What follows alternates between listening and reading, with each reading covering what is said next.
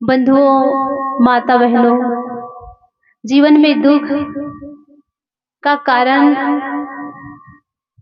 क्या है, इस पर थोड़ा विचार करें। अभी हमारे गुरुजन 2 दिन तक यही बात तो हमें सबको समझा रहे हैं। इसको हमें यहाँ सुन करके अपने जीवन में धारण करने के लिए विचार करना है। करते हम क्या है, 3 विषय पर थोड़ा थोड़ा चर्चा करूं।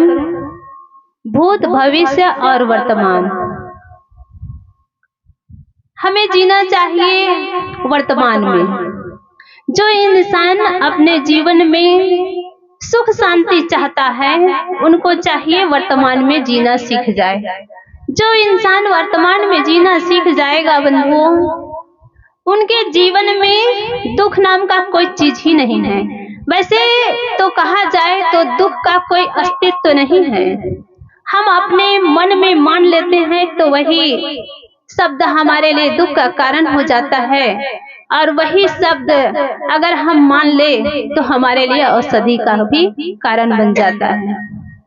तो जब हम वर्तमान में जीना सीख जाते हैं तो ये दुख और सुख हमारे लिए समान हो जाता है।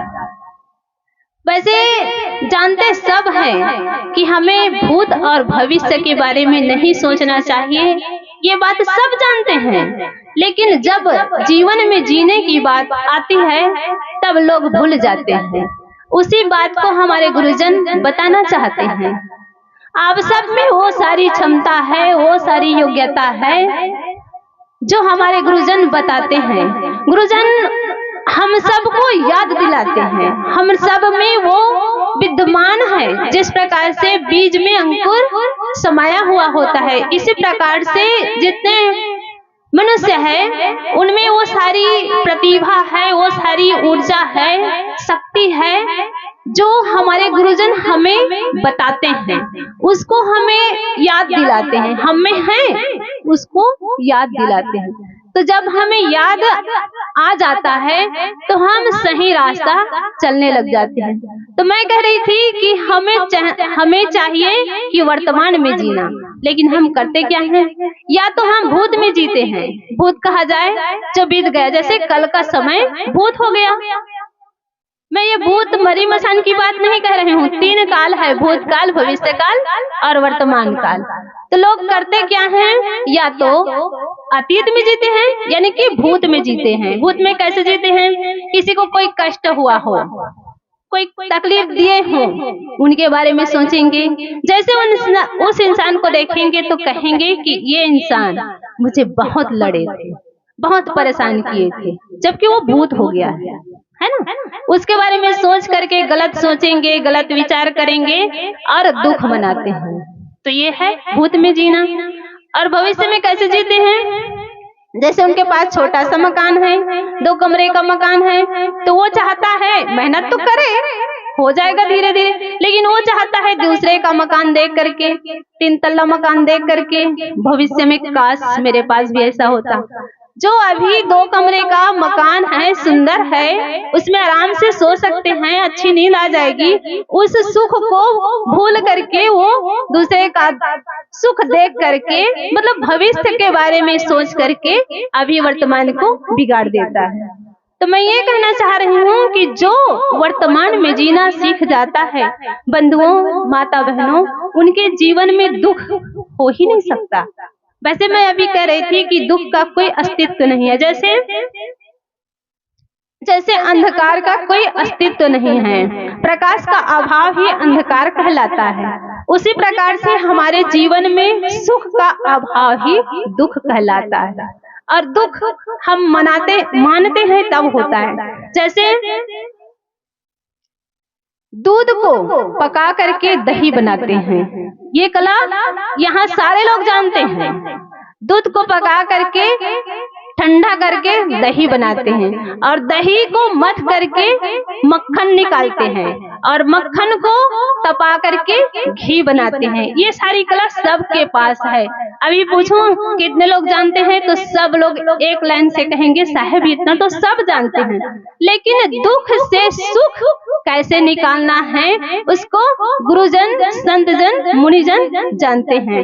और उसी बात को हम सबको बताने के लिए गांव-गांव, घर-घर जाकर के बताना चाहते हैं कि हम वर्तमान में जिए, भविष्य और भूत में ना जिए। जब हम वर्तमान में जीना सीख जाएंगे, उस दिन हमारे जीवन के जितने दुख है, तकलीफ है और दूसरे के प्रति द्वेष है, वे सब बोरिया बिस्तर ले करके हमारे घर से भाग जाएंगे। और इस कला को हमारे गुरुजन हम सब तक पहुंचाना चाहते हैं, बताना चाहते हैं कि दुख से हमें सुख कैसे प्राप्त हो, कैसे हम घी निकालते हैं ना, कैसे उनकी विधि है उनको जानते हैं। अगर दूध को सीधा हम चाहे कि घी बन जाए तो कोई कर सकता है क्या? कितने बड़े से बड़े वैज्ञानिक हो, ये प्रक्रिया के द्वारा ही किया जा सकता है कि घी कैसे बनाया जाए। इसी प्रकार से अगर हमारे जीवन में कोई प्रकार का दुख है तो उसको किस प्रकार से सुख में परिवर्तन करे, ये कला हमारे गुरुजन बताते हैं।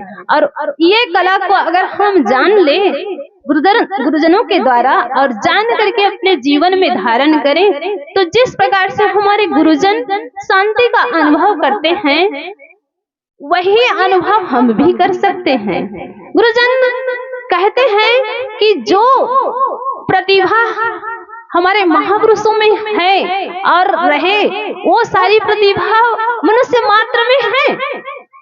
कोई छोटा बड़ा नहीं है, कोई ऊंच नीच नहीं है, बस हम अपने प्रतिभा को, अपने शक्ति को जान नहीं पाते हैं, इसलिए अपने आप को तुच्छ मानते हैं, छोटा मानते हैं और कहा जाए कि अपने आप को एकदम दीनहीन गरीब मान लेते हैं। सच कहा जाए तो हमें अनंत संभावना है। जिस प्रकार से एक बीज में एक छोटा सा बीज बड़ का वृक्ष बीज होता है, वो बहुत महीन होता है, बहुत महीन, जिसका आंख कमजोर हो वो बीज को देख भी नहीं पाता है, लेकिन उसमें अनंत बहुत विशाल वृक्ष समाया हुआ होता है। इसी प्रकार से हम में अनंत संभावना है। जिस प्रकार से हनुमान जी आकाश में उड़ने की क्षमता रखते थे, ये तो मैं नहीं कहूंगी कि ऐसा हुआ कि नहीं हुआ, लेकिन हम सब में ऐसी योग्यता है और कर भी रहे हैं। पायलट बन करके उड़ तो रहे हैं, है ना, उड़ रहे हैं ना। तो ये सारी संभावना हम में होते हुए भी हम अपने को वर्तमान में जीते हैं, भविष्य में जीते हैं, नहीं तो भूत में जीते हैं। तो जो हमारा अभी का समय है, वर्तमान का समय है, उसको हम खो देते हैं और खो करके दुखी होते हैं कि हमारा ऐसा होना चाहिए, हमारे अतीत में ऐसा हो गया, इस कारण से हम ये कार्य नहीं कर पाए। ऐसे करके हम कहा जाए तो हम बहाना करते हैं। तो हम बहाना ना करें, जो हमें समय मिला हुआ है अनुकूल प्रतिकूल, उसमें हम उस समय को, उस स्थिति को स्वीकार करके हम बढ़िया वर्तमान में अगर जीना सीख जाएं तो हमारा जीवन का कल्याण हो जाएगा। और जो हम चाहते हैं, जो स्थिति तक हम पहुंचना चाहते हैं, वहां तक हम धीरे धीरे पहुंच जाएंगे। तो मैं कह रही थी कि भूत भविष्य देहु बहाई, वर्तमान में वर्तव भाई। जब हम वर्तमान में जीना सीख जाएंगे तो हमारा भूत भविष्य दोनों अच्छा हो जाएगा। तो मेरा समय पूरा हुआ, मैं अपने वाणी को विराम देती हूँ और आप सबको धन्यवाद देती हूँ कि आप सब मेरी बातों को बड़े ध्यान पूर्वक सुने। बोलिए सदगुरु कबीर साहिब की जय, साहिब जिंदगी साहिब।